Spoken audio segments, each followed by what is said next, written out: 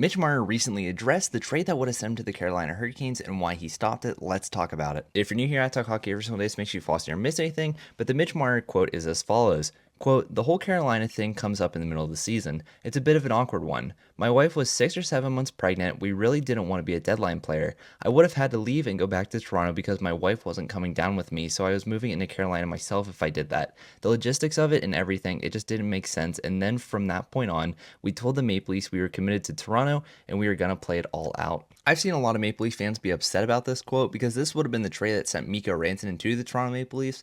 But I have to agree with Mitch here. It doesn't really make sense for him to go out and want to be traded at the trade deadline, especially when his wife's pregnant and then would end up having a kid before the end of the playoffs. It just wouldn't have really made sense for him to go down to Carolina and be separated from her. I get why fans are upset. They definitely wanted more of a return for him if he was going to end up leaving the Toronto Maple Leafs, and I completely get that. But from the Toronto Maple Leafs perspective, they should have just traded him last all season or the season beforehand. It was pretty obvious that this whole core four thing wasn't working in the playoffs and something needed to change. But let me know your thoughts in the comments below.